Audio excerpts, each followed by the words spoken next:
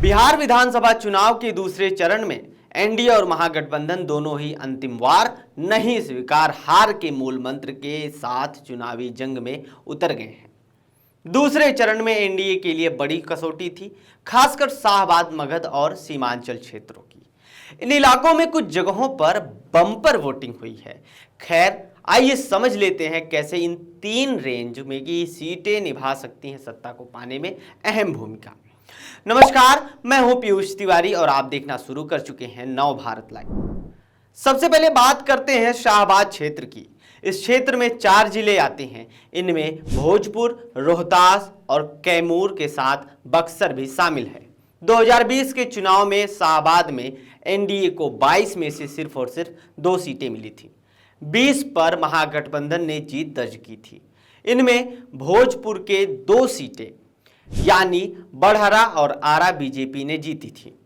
संदेश, अगियाव, तरारी, जगदीशपुर और शाहपुर विधानसभा में महागठबंधन ने, कैमूर, रोहतास और बक्सर में तो एनडीए को एक भी सीट हासिल नहीं हुई थी।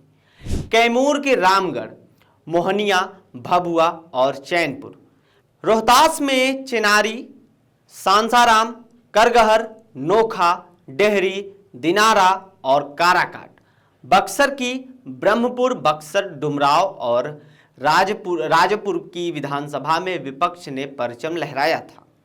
यहां एनडीए कुछ सीटें और हासिल करने की जंग में शामिल हैं। मगध क्षेत्र का समीकरण क्या कहता है, आइए इसको भी समझ लेते हैं। 2020 के विधानसभा चुनाव में मगध रीजन के 4 जिलों में एनडीए को 26 विधानसभा सीटों में सिर्फ 5 सीटें हासिल हुई थी। इनमें गया में 4 सीटें एनडीए को मिली थी, जिनमें गया, इमामगंज, टेकारी और बाराचट्टी भी शामिल हैं। जबकि गुरुआ, शेरघाटी, बोधगया, बेला और अतरी में विपक्ष ने जीत दर्ज की थी। कुर्था और अरवल विधानसभा, जहानाबाद में घोसी, जहानाबाद और औरंगाबाद जिले के गोह, ओबरा और नवीन नगर, कुटुंबा, रफीगंज और औरंगाबाद में विपक्ष ने जीत दर्ज की थी। इसीलिए एनडीए के रणनीतिकारों को यहां हासिल करने के लिए 21 विधानसभा सीटें हैं। अब इसके बाद आता है सीमांचल का रीजन, और इसको लेकर के चुनावी समीकरण जो बनाया जाते हैं, जो पॉलिटिकल एक्सपर्ट होते हैं, वो कहते हैं कि ये रीजन बेहद अहम होता है चुनाव में।